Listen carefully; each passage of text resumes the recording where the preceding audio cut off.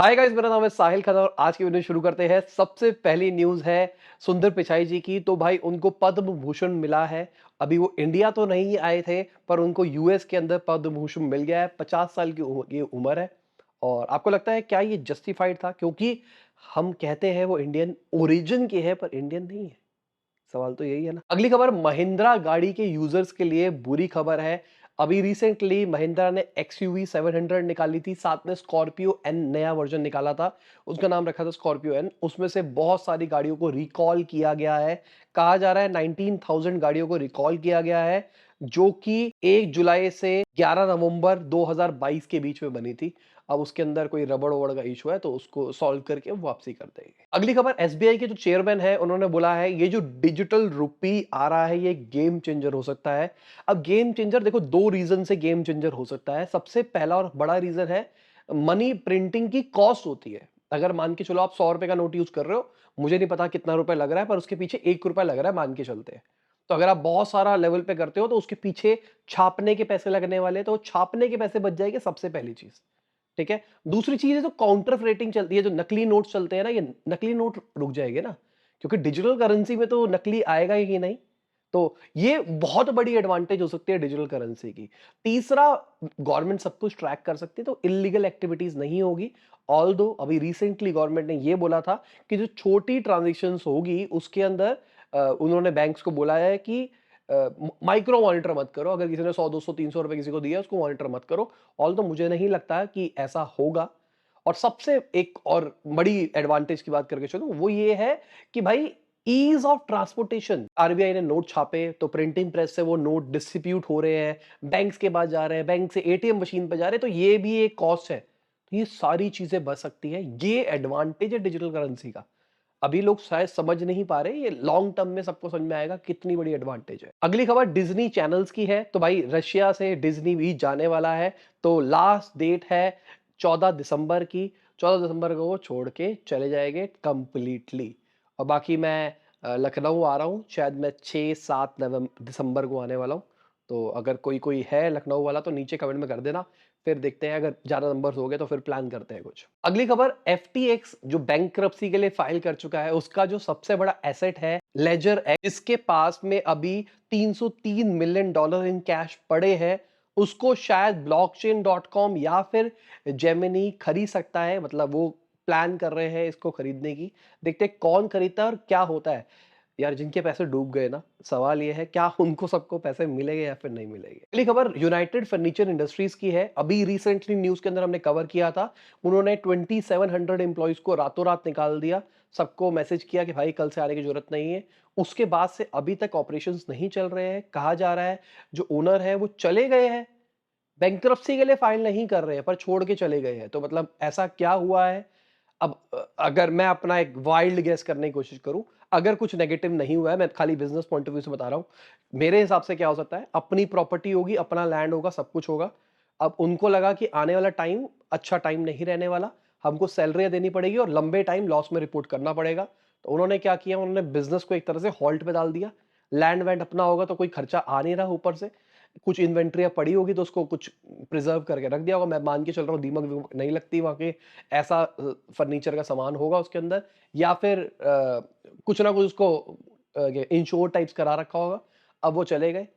2 ढाई साल के बाद जब भी रिसेशन वाला सीन कम होगा, जब इकोनॉमी रिवाइव होती हुई दिखाई देगी, जब लोग लेते हुए दिखाई देंगे, वो वापसी आके ले लेंगे।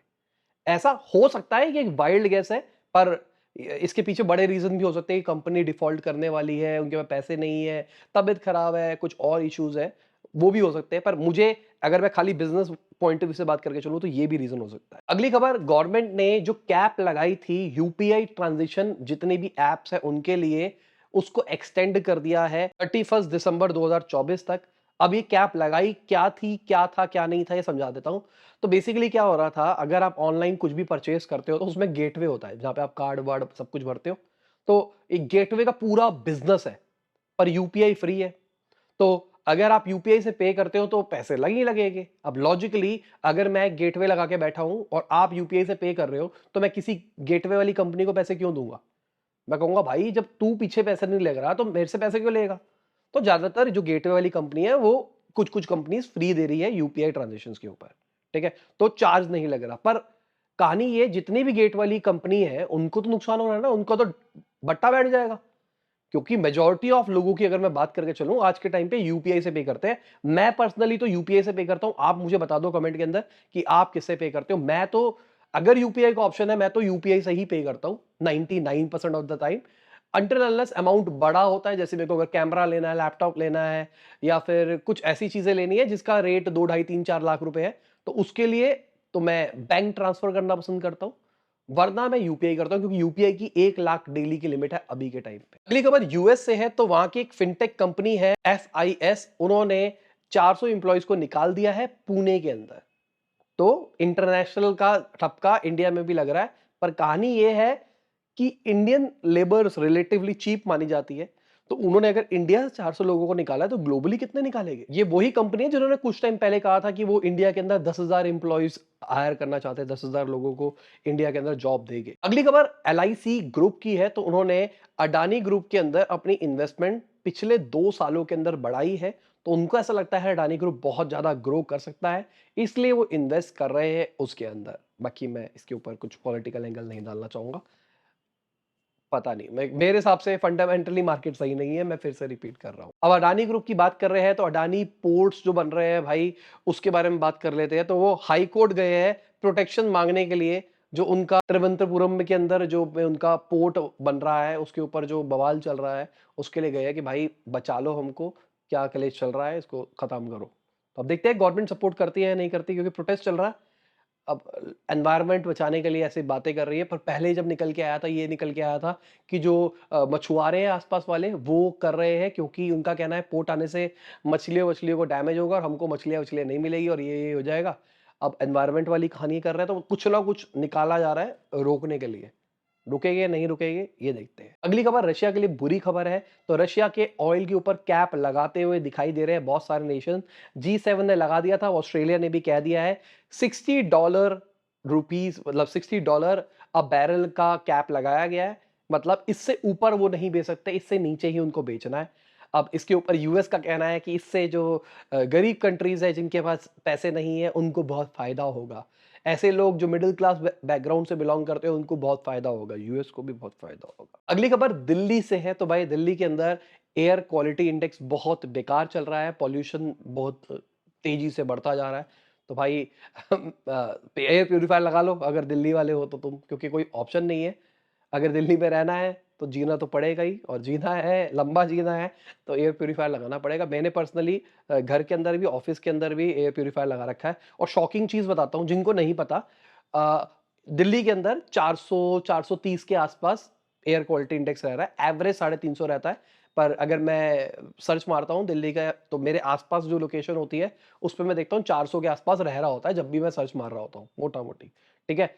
अभी मेरी एक फ्रेंड है कनाडा के अंदर, तो उसका बर्थडे था, तो मैं उससे बात कर रहा था, तो मैंने उसको बताया पॉल्यूशन बढ़ा हुआ है। तो उसने अपना एयर क्वालिटी इंडेक्स मेरे को चेक करके बताया, वहां पे था 1। अरे भाई मेरे एयर प्यूरिफायर चलते हैं तब भी 1 नहीं होता। हो जाता है, मतलब 20 से नीचे 15 12, 15 12 के आसपास भटक लेता है। पर 1 तो नहीं मैंने कभी देखा। वहां पे 1 विदाउट किसी चीज के चल रहा है। बहुत बड़ी चीज है मेरे हिसाब से। अगली खबर सेबी की है। तो उन्होंने एएमसीज को कहा है कि भाई ये टेलीग्राम के ऊपर जो बहुत सारे लोग म्यूचुअल फंड के सौदागर बने हुए हैं, एडवाइसेस दे रहे हैं, ये कर रहे हैं, वो कर रहे हैं, एक्शन लो इनके ऊपर। तो सेबी भाई इन चीजों के ऊपर बहुत ज्यादा हो रही है, क्योंकि फ्रॉड बहुत ज्यादा चल रहा है मार्केट के अंदर। सबसे पहली चीज, टेलीग्राम के अंदर टिप्स का बिजनेस बहुत बढ़ गया है। उल्टे सीधे लोग टिप देते रहते हैं। दूसरा जो मैंने कॉमन देखा है, और ये टिप का बिजनेस कैसे काम करता है, मैंने आज से कुछ 4 5 साल पहले एक वीडियो बनाई थी इंटेलेक्चुअल इंडीज के ऊपर, कि स्कूल का फ्रॉड कैसे चलता है और बाबा का फ्रॉड कैसे चलता है। तो वो वाला लॉजिक है सारा का सारा, कि आपने क्या किया, 1000 बंदों को 2 ग्रुप में बांट लिया, 500 500। एक को बोला कि भाई ये बढ़ेगा, एक को बोला ये घटेगा। जो सही हुआ फिर उसको आधा कर दिया, बढ़ेगा घटेगा, फिर आधा कर दिया, बढ़ेगा घटेगा। ऐसे कर करके लास्ट में 50 100 बंदों को आपने पिछली 5 6 प्रेडिक्शन सही दी है, उसके बाद उनको कहोगे भाई पेड प्लान ले लो मेरा, और पेड प्लान बेच के तुमको पागल बना देंगे। ये तो चल रहा है। ठीक है। साथ में अब नया फ्रॉड ऊपर लेवल क्रिएट हो गया है, लोग म्यूचुअल फंड बेच रहे हैं। कह रहे हैं भाई मैं म्यूचुअल फंड कंपनी हूं, मैं ये XYZ कंपनी हूं, मुझसे ले लो म्यूचुअल फंड। पैसे लेके भाग जाते हैं। ठीक है। तीसरा, ये मैं गलत बोलूंगा, इनसाइडर ट्रेडिंग वाला भी शायद कारण टेलीग्राम पे चल सकता है। रेगुलेशन होगा तब पता लगेगा क्या हो रहा है क्या नहीं हो रहा है। अगली खबर इंडिया के फॉरेक्स रिजर्व की है। तीसरा हफ्ता हो गया है, बढ़ता हुआ दिखाई दे रहा है। 550 बिलियन डॉलर से ऊपर पहुंचता हुआ दिखाई दे रहा है। अच्छी चीज है, बढ़ता हुआ दिखाई दे रहा है। अब गवर्नमेंट करेंसी को मैनिपुलेट नहीं कर रही है, क्योंकि उन्होंने डायरेक्टली अपनी करेंसी दूसरी करेंसी के अंदर ट्रांजेक्शन करना शुरू कर दिया है। अब हमारे फॉरेन रिजर्व कम होते हुए शायद ना दिखाई दे, अगर सब कुछ सही रहता है। अगली खबर रघुराम राजन जी की है। तो उन्होंने बोला है दुनिया को तैयार रहना चाहिए लो इन्फ्लेशन के लिए। इन्फ्लेशन घट जाएगा और सिंपल सी बात, रिसेशन की तरफ हम जाते हुए दिखाई देंगे। मजे की बात यह है, इन्होंने इस बार किसी की बुराई नहीं करी है, इन्होंने बस नॉर्मल बात बोली है और निकल गए हैं। अब देखते हैं और बुराइयां निकल के आती है नहीं निकल के आती। जो फॉलो करता है बहुत टाइम से, उनको पता है कि क्या बुराई आ सकती थी, किस डायरेक्शन में ये बुराई करते हैं हमको नॉर्मली। अगली खबर ट्विटर की है। तो एस&पी ने जो उनका रेटिंग सिस्टम होता है वो पूरा खत्म कर दिया है ट्विटर के लिए। अभी रिसेंटली उन्होंने घटाया था भाई इनकी रेटिंग को। अब उन्होंने कह दिया कि भाई हमको नहीं पता, क्योंकि हमारे पास डेटा ही नहीं है। लैक ऑफ डेटा की वजह से हम ऐसा कर रहे हैं। तो भाई ट्विटर एकदम गोपनीय प्रयोगशाला बन चुकी है, मतलब लेबोरेटरी बन चुकी है, जहाँ पे बहुत सारा डेटा बाहर नहीं आ रहा और बहुत सारे एक्सपेरिमेंट्स करे जा रहे हैं। मैंने एक वीडियो बनाई थी ट्विटर के ऊपर, अगर आपने नहीं देखी तो उसको जरूर देखना। आई बटन में डाल रखा है, जरूर देखना, इंटेलेक्चुअल इंडीज वाले चैनल के ऊपर। और डिस्क्रिप्शन में हमने सारे चैनलों के वो डाल दिया लिंक, जाके आप देख लेना। अगली खबर मारुति सुजुकी की है। तो उनका कहना है कि भाई अभी ये सिलिकॉन शॉर्टेज रहने वाली है दिसंबर के अंदर, और हमको इसकी वजह से कंस्ट्रेंट्स आएंगे। पहले नहीं आए, अभी तक उस लेवल पे दिक्कत नहीं है हमको नवंबर के अंदर, पर दिसंबर के अंदर आएगी। हम अपनी पूरी कोशिश कर रहे हैं कि हम सही कर पाए। अब इसके चक्कर में शेयर प्राइसेस घटते हुए दिखाई दे सकते हैं मंडे को हमको। अगली खबर इंडियन रेलवेज की है। तो जो पैसेंजर रेवेन्यू है वो हमको 76% बढ़ता हुआ दिखाई दिया है। कल हमने फ्रेट रेवेन्यू के बारे में देखा था, वो भी बढ़ता हुआ दिखाई दे रहा है। तो रेलवेज प्रॉफिट की तरफ अच्छा जाता हुआ दिखाई दे रहा है। अगली खबर ओयो से है। तो भाई वो 600 एम्प्लॉइज को निकाल रहे हैं। अभी आईपीओ आने वाला है इनका, और आईपीओ से पहले ऐसा कर रहे हैं, शायद सिचुएशन सही करने की कोशिश कर रहे हैं और लॉन्ग रन करने की कोशिश कर रहे हैं। ये कॉर्पोरेट टीम से निकाले जा रहे हैं। मतलब बेसिकली ओयो के बहुत सारे ऐसे लोग भी होंगे जो वेजेस टाइप्स पे काम करते होंगे, कॉन्ट्रैक्ट पे काम करते होंगे, उनकी बात नहीं हो रही है। जो परमानेंट एम्प्लॉइज टाइप्स थे, जो ऑफिस कॉर्पोरेट ऑफिस में बैठते थे, उनकी बात चल रही है। अगली खबर यूएस से एक स्पोक्स पर्सन आई थी। तो उन्होंने बोला कि जो यूएस और इंडिया के बीच में ट्रेड डील होनी थी वो नहीं होती हुई दिखाई दे रही है हमको। हाँ, स्मॉल स्मॉल डील्स हो सकती है, पर नहीं होती हुई दिखाई दे रही। ट्रम्प के टाइम पे बात बहुत ज्यादा प्रोसीड हो गई थी, अब जब सरकार चेंज हुई तब बात सारी की सारी दबके रह गई।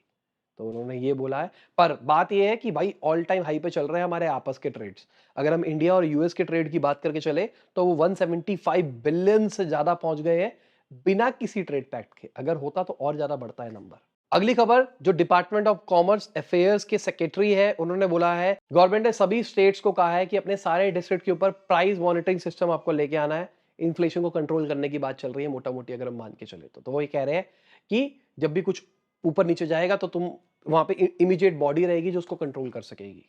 तो इसकी इन्फ्लेशन कंट्रोल में रहेगा, जो कि एक अच्छी अप्रोच लग रही है। अब कॉस्ट फैक्टर होगा इसके अंदर, पर अप्रोच अच्छी लग रही है। अगली खबर आम्रपाली ग्रुप की है। तो आम्रपाली का केस चल रहा है, जहां पे बहुत सारे उनके प्रोजेक्ट रुके पड़े हैं। अब जो नोएडा और ग्रेटर नोएडा की अथॉरिटीज है, उन्होंने उनको रोक रखा है कि भाई जो तुम्हारे प्रोजेक्ट रुके पड़े हैं उसके लिए पैसा रेस करने के लिए। अब ये बात सुप्रीम कोर्ट पर जा चुकी है और ये डिले होती जा रही है। तो अब कहना है भाई लॉयर वॉयर का कि भाई अगर नहीं करनी, प्रोसीड वोसीड नहीं करनी, तो ये पूरी मैनेजमेंट यूपी गवर्नमेंट को ट्रांसफर कर दो, वो आगे देखेगी उनको क्या करना है क्या नहीं करना। बाकी यार ये जो हॉल्ट प्रोजेक्ट्स आ रहे हैं ना, वो भी एक डरने वाली बात है। बहुत सारे हॉल्ट प्रोजेक्ट्स आ रहे हैं, मेरे पास आंकड़ा नहीं है। कोशिश करूंगा इसके ऊपर इंटेलेक्चुअल इंडीज इंफोग्राफिक डालने की, जो हमारा इंस्टाग्राम हैंडल है, डिस्क्रिप्शन में लिंक दे रखा है। हम वहाँ पे इंफोग्राफिक्स डालते रहते हैं। तो मैं कोशिश करता हूँ इसके ऊपर भी कुछ इंफोग्राफिक्स बनाए, जहाँ पे अपने को पता लगे कि सिचुएशन क्या है, इंफ्रा प्रोजेक्ट्स की कितने रुके पड़े हैं, क्या हो सकता है। अगर ये सिचुएशन बुरी हुई ना, तो रिसेशन के साथ में ये भी दिक्कत देती हुई हमको दिखाई दे सकती है, क्योंकि वो रुके हुए प्रोजेक्ट्स है सबसे बड़ी बात। अब रिसेशन आएगा तो फंड्स और सूख जाएंगे, तो पैसा उनको और नहीं मिलेगा। और कंस्ट्रक्शन अगर हॉल्ट पे आ जाएगी तो फिर क्या होता है, जब कंस्ट्रक्शन एक बार रुक जाती है ना, तो प्रॉपर्टी फिर बहुत सारा खर्चा बढ़ जाता है। 20-30% कॉस्ट वैसे ही बढ़ जाती है अगर हॉल्ट आती है कंस्ट्रक्शन के अंदर। अगली खबर मुकेश अंबानी जी की है। तो उन्होंने बोला आजकल यूथ जो है वो 4G और 5G के बारे में बहुत ज्यादा बातें करती है। उन्होंने बोला कि भाई सबसे बड़ा जो जी है ना, वो पिताजी और माताजी है। पेरेंट्स की रिस्पेक्ट करो, उन्होंने ये बोला है। तो इसी के साथ आज की न्यूज़ खत्म होती है। उम्मीद करता हूँ आपको मज़ा आया होगा।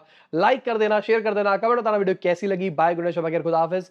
गुड मॉर्निंग और आफ्टरनून जब भी आप वीडियो देख रहे हैं। आ जाओ आ सजना